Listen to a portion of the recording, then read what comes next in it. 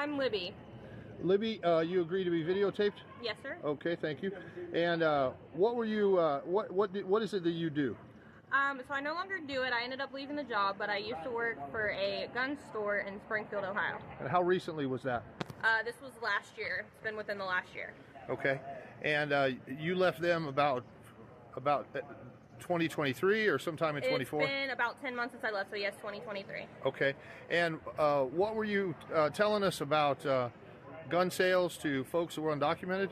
So when I worked there, we would have about 10 to 15 Haitian men come in every day. Normally it was just one in the group that would try and purchase a firearm. Most of them did not have U.S. IDs. They had Mexican IDs, and other countries I'm not really sure, but the most popular was Mexican.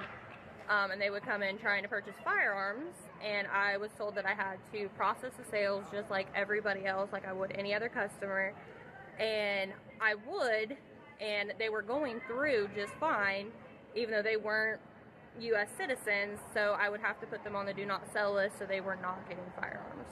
Okay, and so that's not supposed to happen. No, right. No, because I was having U.S. citizens getting put on the do not sell list because they lived in a house that somebody who had lived there before had been on the do not sell list, so they were not allowed to purchase firearms. Okay, but these were all going through. Yes. And you put them on a do not sell list, and then what happened? I was told I was not allowed to do that because it was something with the Second Amendment. Okay, and how many firearms do you think you sold during the time you were there in that situation? Probably 40. Okay, and usually groups of people, but one of them would try to get a gun? Yes. Okay, and anything else you want to share, or things that you noticed when you were there that... Just that there would be large groups. I had one incident. This gentleman came in, and he did have a state ID. That was the only one that I had that had an Ohio-issued state ID. It did not have his current address on it, and this was my first issue that I've ever had with them. It was the first customer that I had that was Haitian. And I asked him, you know, is this your current address on the license? Because that's something we have to ask everybody. And he said, no, that's not my current address. I said, okay, then I cannot sell you this firearm right now. You're going to have to go to the DMV, get a change of address form, and then we can proceed. And then he looked at me and said, I'm just kidding, that's my address. And I told him, well, you already told me you don't live there, so I can't proceed with this transaction. And I got cussed out. He tried to physically take the gun out of my hands.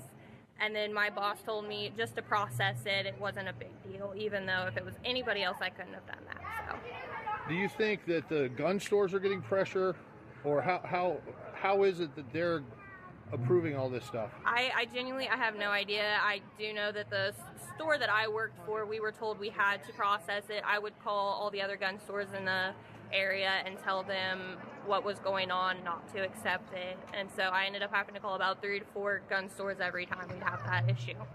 Almost every day? Yes. Wow. Okay, thank you so much. Is there anything else you want to say? I probably shouldn't. Okay. Thank you for sharing. We appreciate your honesty and willingness. And we'll get this out and let the word get out to folks. Thank you. Thank you.